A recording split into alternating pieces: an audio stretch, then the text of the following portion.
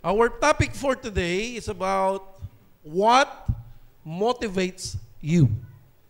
Tanungin mo ay katabi mo, ano yung motivate sa Tagalog? Nag-uudyok o nagtutulak sa'yo. Okay? Ano ang nagtutulak sa'yo?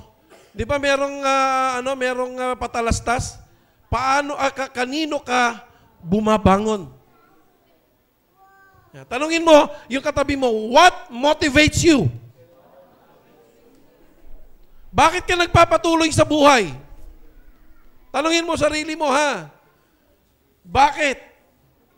May dalawa pong pagpipilian. Sabi po rito, desire to become rich or desire to become godly.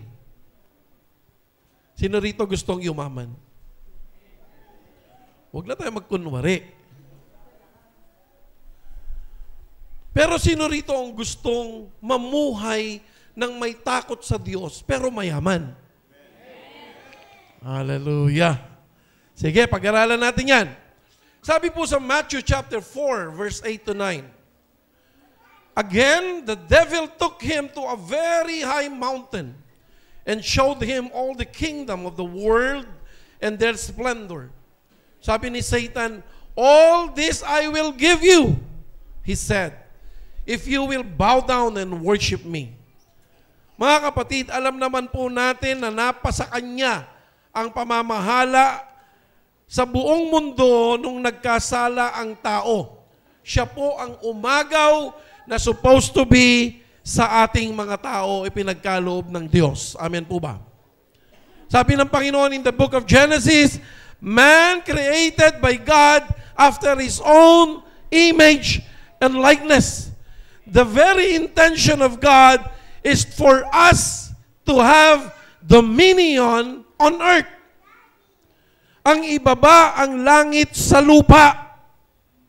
Hello? Pero anong ginawa ng tao? Nagkasala. Yung kapangyarihan na pinagkaloob sa kanya, supposed to be ng Diyos, ay nakuha ng demonyo.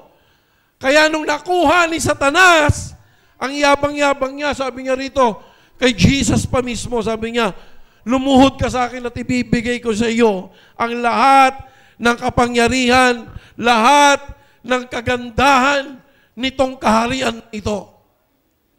Hello? Nakita niyo po yon? Kung sino pa yun ng agaw, siya pa yung may kayabangan at payabangin ang kanya sarili sa harapan mismo ng Panginoong Jesucristo. And then in Matthew chapter 6 verse 19 to 22 it says, pakibasa nga po ninyo, do not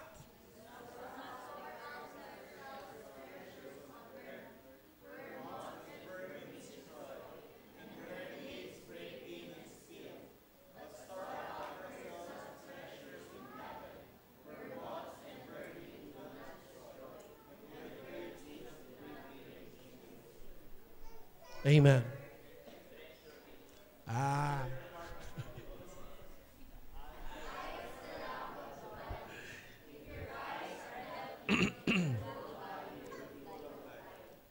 In the principle of the devil, you bow down to me, I'll give you the splendor of the earth.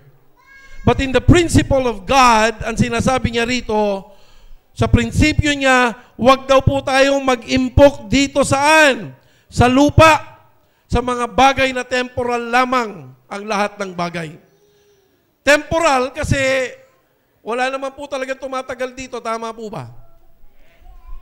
Lahat ng bagay lumuluma. Nung bago yung sasakyan ko, tuwan-tuwa ako eh. After 1 year, luma na siya. And then after how many years, luma na siya. Walang permanente. Amen po ba? Now, alam natin na si Satan ay mandaraya, sinungaling, at manloloko. Tama po ba? We know that Satan is a liar, deceiver, and resistor to the truth. Alam naman natin lahat na si Satanas ay manloloko. Amen. Tatanungin mo sarili mo, anong ibibigay mo, hindi naman sa'yo binigay? Naisip niyo po ba yun? Ano ang pwedeng ibigay ni Satanas na wala naman siyang pag-aari dito sa lupa? Kaya hindi mo siya paniniwalaan. Sino rito naniniwala kay Satanas? Wala. Pag si Satanas ang nagsalita, hindi mo siya paniniwalaan. Ngayon si Satanas gumawa ng isang bagay na hindi natin namamalayan, ikaw pala ay nagiging kampon na ni Satanas. Hello? Alam niyo po yon? That there is more worse than Satan? Sinong gustong malaman yon? Ha? Alam niyo kung ano yung worse kay Satan? Tingnan po natin. In 1 Timothy chapter 6, verse 10. Pakibasa niyo ng malakas.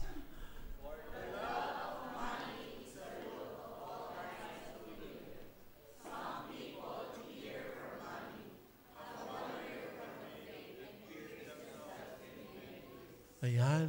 For the love of money. Hindi niya sinabi rito, for the love of Satan. Pero ang ginawa niya ngayon is, for the love of money. Is a root of all kinds of evil. Ayun, pera. Amen? The love of money. Tingnan niyo po ito mga kapatid. Think of any sin that money is not involved. Ano ang kasalanan na maiisip ninyo? Ang lahat ng kasalanan ipapasok ng isipan ninyo, laging involve pera. Tingnan po natin sabi sa Kawikaan, 6:16 hanggang 19. Ang kinamumuhian ni Yahweh ay 7 bagay. Mga bagay na kanyang kinasusuklaman. Kapalaluan, kasinungalingan, mga pumapatay ng walang kasalanan, pusong sa kapwa'y walang mabuting isipan, mga paang ubod tulin sa landas ng kasamaan, saksing sinungaling, mapaglubid ng buhangin, pag-awayin ng kapwa, laging gusto niyang gawin. Lahat ng pride, lahat ng kasinungalingan, lahat ng pagpatay, etc. Ang ugat lagi, pera.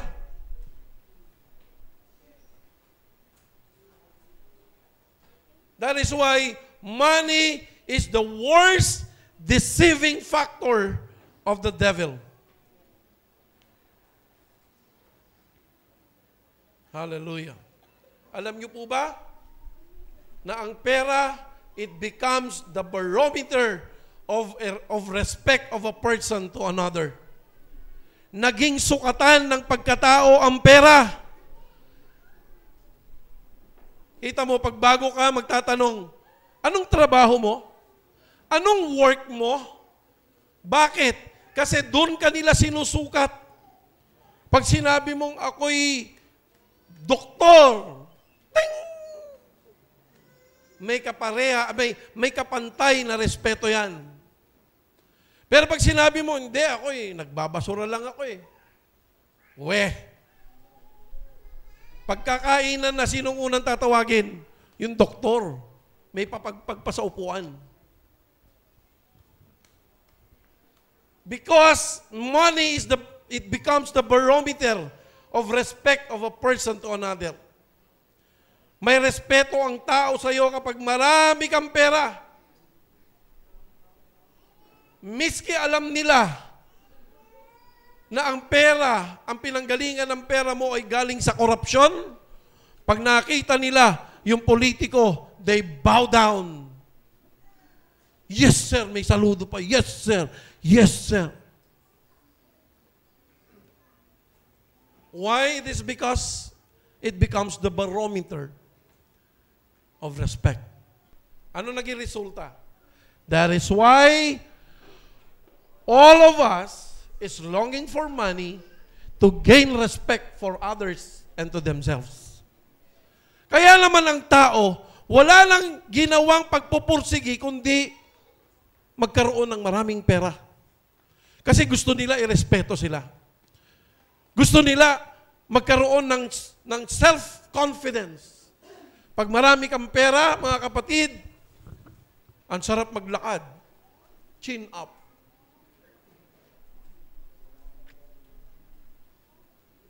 Di ba? Pagka nakabangga, okay lang yan. Plak lang yan. Pera lang ang katapat. Malakas ang loob gumawa ng krimen because they know they can buy the judge. They can buy the court. They can buy the policeman. Hello? Totoo, hindi. Realidad lang, mga kapatid. Kaya tuloy, tayong mga ordinaryong tao, ito na yung mindset natin. Kailangan natin magpursige to gain a lot of money for us to be respected. Nakakalungkot, mga kapatid. Alam mo, sa daan nga lang, sa kalsada, pag ako naka-Fortuner, pag dala-dala ko yung Fortuner, talaga naman, pagka git-gitan na gano'n, pagbibigyan ka eh. Pero pag dala namin nila kay yung L300 o kaya yung H100, may kasama pang busina at sigaw. May mura pa yun. Kasi ang alam nila, driver lang yan. Hindi kanya yan. Pero pag ako naka-Fortuner, talaga naman yung security guard, saludo lang saludo. Amen? Tingnan nyo sa kalsada. Pag nakamotor, sino rito mga nagmomotor? Tayo, lahat tayo. Ako nagmomotor na rin ngayon sa sobrang traffic. Nire-respeto po ba tayo ng four wheels? Hirap. Tama ba, mga kapatid? Hindi ka basta-basta ire-respeto ng mga yan. Kasi ang naging sukatan ng lahat ng bagay ay yung pera, yung possession. Hallelujah. Kaya ang mga tao ngayon, they desire to become rich. Hallelujah. In 2 Corinthians chapter 9, sabi niya rito, and God is able to bless you, pakinggan niyo po ng mabuti ito, and God is able to bless you abundantly, so that in all things at all times having all that you need, you will abound in every good works. Meaning to say, God wants us to be blessed. Sino rito ang gustong ma-bless sa umagang ito? Yes. God wants us to acquire riches, treasures, and possessions that we could enjoy. Pastor, gusto naman pala ng Diyos na tayo ay pagpalain at ibigay ang lahat sa atin.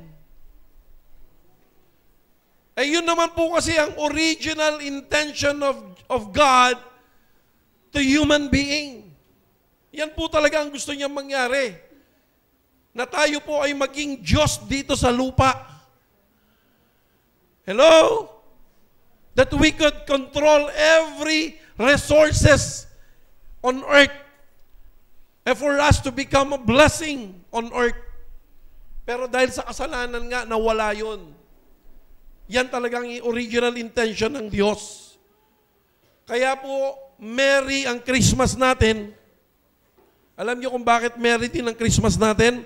Bukod sa nagdesisyon ng Diyos na tayo iligtas, merry ang Christmas natin kasi naibalik sa atin ang original intention of God.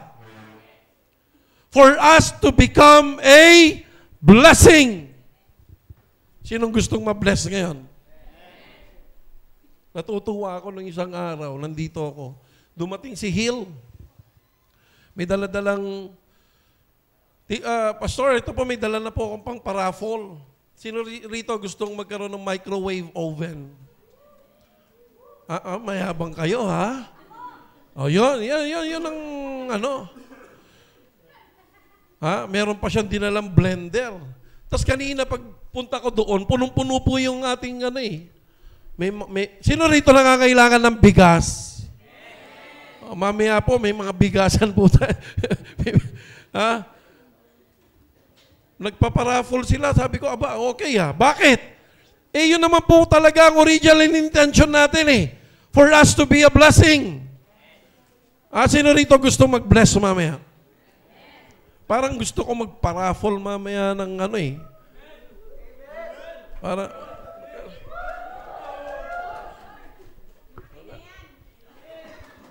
Paparaffle ako mamaya.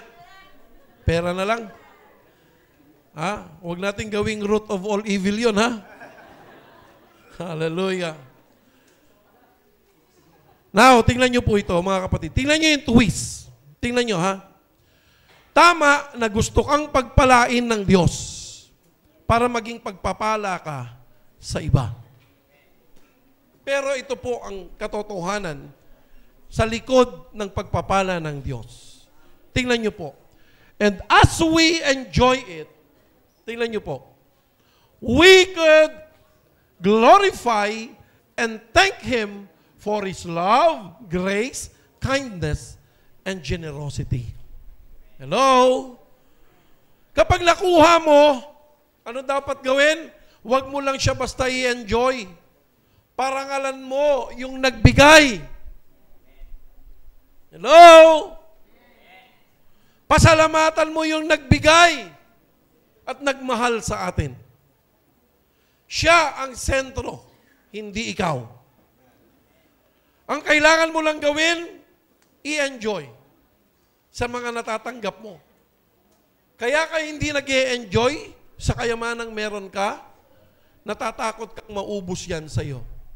Hello? Kaya lahat Manny Pacquiao. Ang anak ng Diyos dapat Jackie Chan. Bukas ang palad. Hallelujah. Sino nakakakilala sa inyo sa bidang sa pelikulang John Wick?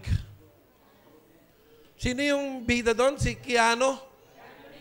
Si Keanu Reeves. Siya rin ang bida ng Matrix. Tama ba yan? Na ang kanyang pelikula, kumikita po siya ng bilyon-bilyong dolyar. Sino nakapanood sa inyo ng John Wick 1, 2, 3? May 4 na ba yan? 4. Grabe, no? Grabe yung action na yon. And one of the best film I've ever watched. Grabe. Alam niyo po ba na si John Wick, mga kapatid? Wala po siyang sariling bahay. Wala po siyang sariling sasakyan. Nagko-commute lamang po siya. Kapag kumikita po siya ng bilyones, idinodonate niya po yon sa charity. At alam niyo po ba na siya po ay humihiga sa kalye, kumakain sa kalye, he is inviting street vendors and street people. Nililibre niya po yung mga tao doon. Hindi niya po sinosolo yung kayamanang mayroon siya. Kaya natin yon? Wala siyang mansion. Ilang beses po siyang nakakasakay ng ordinaryong tao sa tren, sa bus. Sana makasakay natin sa jeep, no? O kaya sa tricycle. John Wick, baka pwede ka naman maghabal-habal. Ito po ang pinakamahalaga sa lahat. Maunawaan po natin na kung hindi dahil sa habag at grasya ng Diyos, hindi mo makukuha ang mga bagay na mayroon po tayo ngayon. Yung pangatlo, sabi niya, and understand that all the richness of this world is but a preview of heaven, so that we long for heavenly blessings rather than temporal things. Alam niyo ba? Okay, pakinggan niyo ito mabuti. Hindi ko naman sinasabing huwag niyong gawin, ha? Tingnan niyo po ito. Ang katwiran natin, sipag at tiyaga ang solusyon. Yung iba naman, sipag at taga ang solusyon. Nanloloko. Pero alam niyo po ba, na ang lahat ng blessing kapag kay tinakda ng Diyos, keso magsipag ka o hindi, darating at darating ang blessing. Hello? Because it is only God that controls the blessing. Hello? Sino rito, maraming kakilalang masisipag pero mahirap? Ang daming yan. Yung gumagawa lang natin dito sa simbahan yung mga tauhan ko, nabababad sa init ng araw maghapon. Umuulan. Tira pa rin ng trabaho. Pero mahirap. Marami namang mayaman na tamad. Nung ako ay nasa Dubai, Diyos ko, yung mga anak ng mayayaman, kung makaharurot na kanilang Ferrari, na kanilang mga sports car, grabe, pag nabangga, iwanan lang nila. Bakit? Ipinanganak silang mayaman Amen? Nakita nyo ngayon, ang daming vloggers, yung mayaman bigla. If the Lord allows the blessing to come, magsipag ka o hindi, darating. Why? Because God is the source of everything. Pero ang sinasabi niya, bibigyan kita, pero wag mong kalimutan ang nagbigay sa iyo. Sabi niya, so that we long for heavenly blessings rather than temporal things. Kaya wag po nating katatakutan at magkumahog, makuha ang kayamanan, sapagkat ang katotohanan, mga kapatid, patikim pa lamang po ang blessing ng Lord sa atin. Amen? Hello? Kaya kung ikaw kumita, huwag ka magyabang agad. Patikim pa lang yan. There is more to come. Hallelujah. All right. So there are two ways to acquire blessing according to God's principle. Sino rito gustong matutunan yan? Ha? Ganito, ha? Isipin nyo ito. Bakit ako hindi binibless ng Lord? Bakit yung iba, sabi mo, Pastor, miski tamad, binibless? Sino rito ang gustong 2025 magkaroon siya ng breakthrough sa buhay? Wag lang tayo puro amen. Ha? You apply this one, itong matututunan nyo ngayon, you will see how God works in your 2025.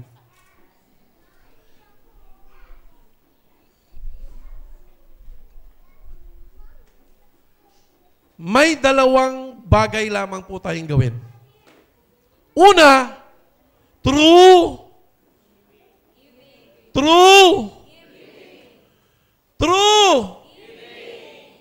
Ano sa Tagalog?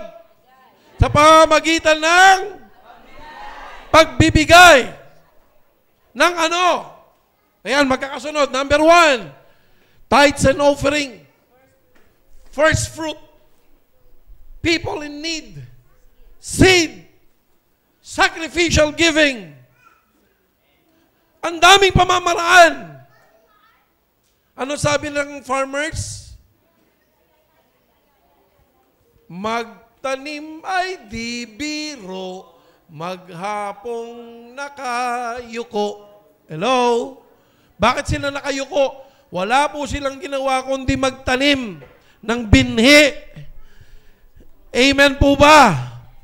Pag nagtanim ka, may aasahan ka, wala. Meron!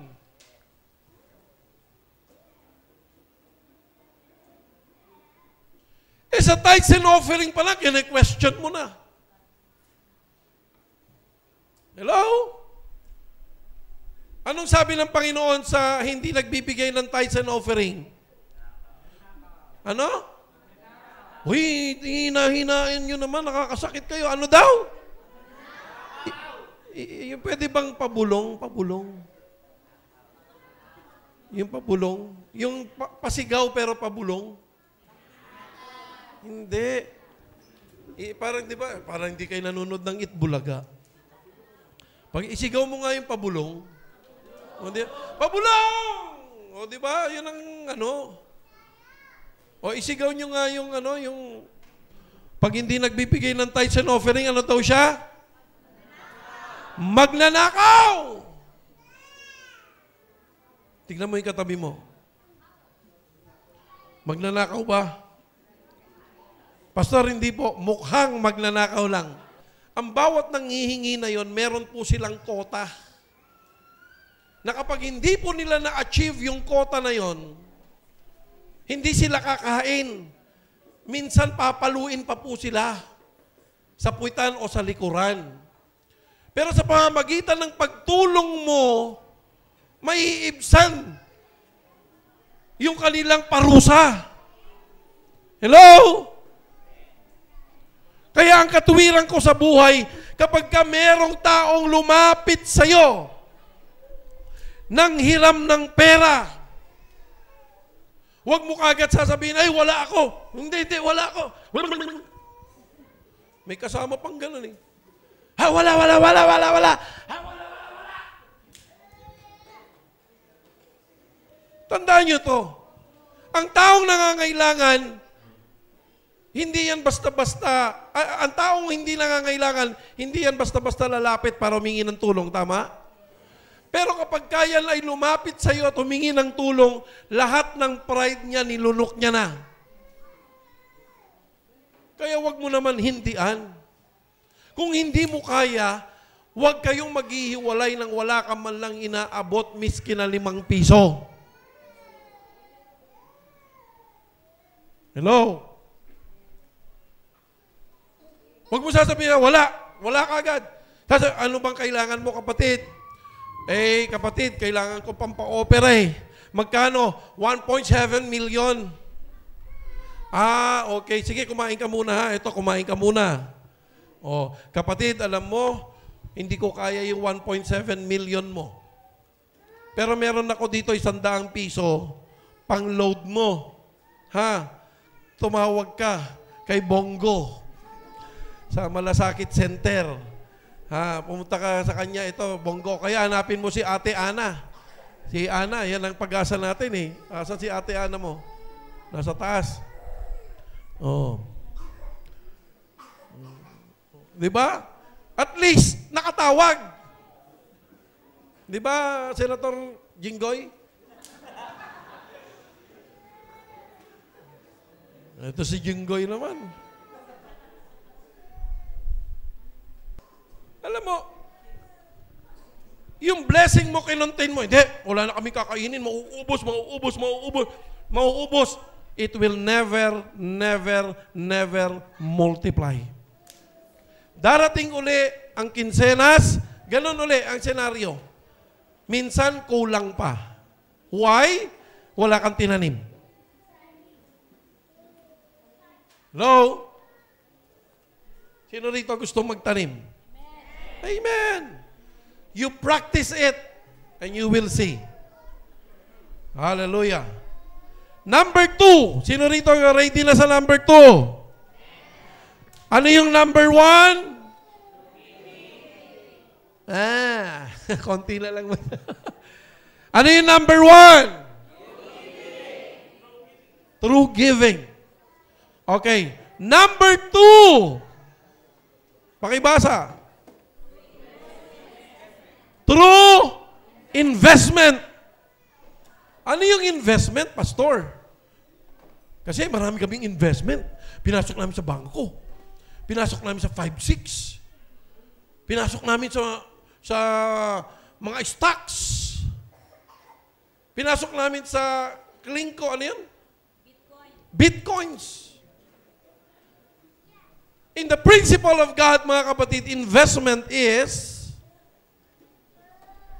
valuing God, trusting God, loving God, and being generous. Ito yung sinasabi niya in Matthew chapter 19 kanina, na mag-invest po tayo sa langit. Anong ibig sabihin ng investment? Pamumuhunan sa Tagalog. Hello? Saan ka daw mamumuhunan? Ang sabi ng Matthew 6:19, sa heaven. Bakit? Walang magnanakaw, walang kalawang na nasisira, hindi mabubulok. So, from now on, learn to value God. Learn to value God. Ang sino mang umiibig sa kanyang buhay, sabi ng Panginoon, siya ang mawawalan nito. Pero kung sino man ang umiibig sa Diyos, magkakaroon ng buhay na walang hanggan. Hello?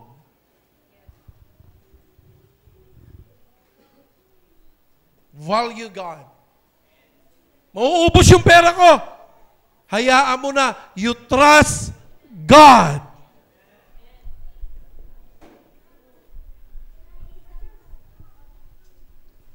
Hindi kasi matalino ako, pastor. Lang magutak, mau. Lang magutak, mau. Because true giving, it is a form of faith. Sino rito ang nagtitiwala sa Diyos? Sino rito ang may pakialam sa kapwa? Sino rito ang generous sa kanyang kapwa? Hallelujah. Ako'y nanonood sa vlog ni Daniel nung isang araw. Meron tayong vlog. Asan na yun? Ba't di mo sinama dito?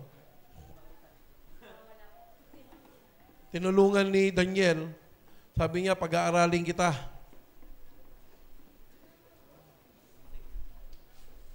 Binigyan niya ng t-shirt. Sa akin ka, pag-aaralin kita. Sino rito ang kayang magpaaral? Magpaaral po tayo. Hello? May natututunan?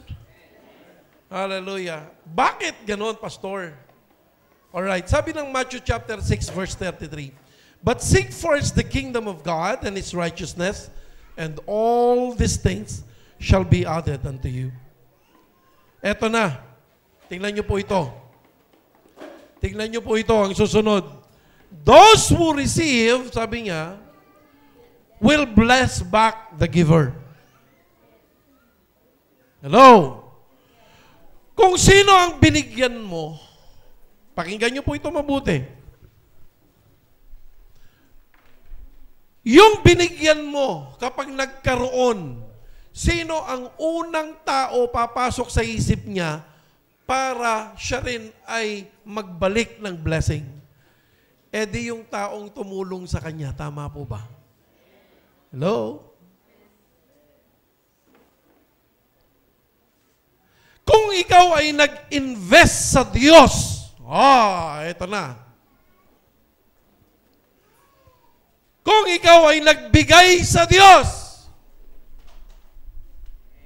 sino sa tingin ninyo ang unang nasa isip ng Diyos para ibalik naman ang pagpapala? Eh, di doon sa nagbigay.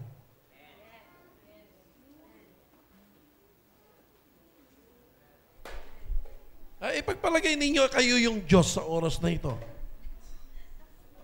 Mga kapatid, that is the principle. In Ephesians chapter 3, verse 20, now to Him who is able to do immeasurably more than all we ask or imagine, according to His power that is at work within us. Hallelujah. Tingnan niyo po ito. Those who receive will be blessed back will bless back the giver. Then this will be the true joy that we could enjoy the most. Ito po yung totoong joy na may enjoy natin. Bakit? Tingnan niyo po. Yung binigyan mo, tingnan mo. Tapos nagbalik sa iyo at nagpasalamat, 'di ba ang sarap sa feeling nun? Hello? Yung pananampalataya mo na ikaw ay sumunod sa pagbibigay ng tithes and offering, ikaw ay nagbigay ng seed, ikaw ay nagbigay sa kapwa mo, tumulong ka, and then isang araw, nagbalik sa'yo. That is the true joy. Hello? Mararamdaman mo, ay, grabe, naalala ko, wala na sa isip ko yun. Minsan meron akong tinulungan, nag-abroad siya. So, nanghiram sa akin, hindi ko sinabi sa misis ko kasi pag sa misis ko, dadaan sa BIR, mahirap eh. Tapos sa COA, daming audit. Mahirap. Kaya ako, yung naitatabi kong pera na ipahiram ko sa kanya. Hallelujah. Nakita niyo po mga kapatid, yung nagkaloob at sumunod ka sa Diyos, tapos may binalik sa'yo na hindi mo expected, kakaibang sarap yun. Yung sinasabi ko sa inyo, nagpahiram po ako. And then out of nowhere, siguro 5 years na wala na ako sa isip ko. Kung ano na nangyari doon sa pinahiraman kong pera, hindi ko iniisip. Okay? Isang araw nagpunta sa simbahan. Sabi niya, Pastor, kilala niyo pa ba ako? Oo naman, sabi ko. Tapos paglabas niya, binigyan ako ng sobre. Hindi rin alam ng misis ko yun kasi dadaan nga sa COA, mahirap eh. So, nagulat ako sa presyong binigay niya sa akin. Dumoble doon sa ipinahiram ko sa kanya. At sarap po ng pakiramdam ng ganon, mga kapatid. Kaya, kung gusto niyo mag-invest, wag po dito sa lupa. Wag dito sa lupa, mag-invest kayo doon sa source. Okay? At bibigyan niya kayo mismo ng pangangailangan natin sa araw mismo na iyong kailangan. Hello? Pagka meron kang blessing, ang lagi mong uunahin siya. Lord, salamat. Saan mo gusto ibigay itong pera na ito? Huwag kang matakot mawalan dahil kung kaya niyang ibigay ang kanyang anak sa krus ng Kalbaryo, ano pa ang hindi niya kayang ibigay sa atin? Hello? Takot na takot ka na chinachani. Pag-giving, nangangapa. Parang nagmamadyong sa bulsa. Alam niya yung texture ng 50, ng 100. Uy, bago to, plastic to, 1,000 to, pipitik. Ito lang. Hallelujah. In conclusion, mga kapatid, motivate yourself to acquire blessing, not for respect and fame, but to honor and glorify God as the source of everything. Hello? So ano dapat nating i-desire? Desire to become godly. Can we all say that? Desire to become godly. Hallelujah. God is so good.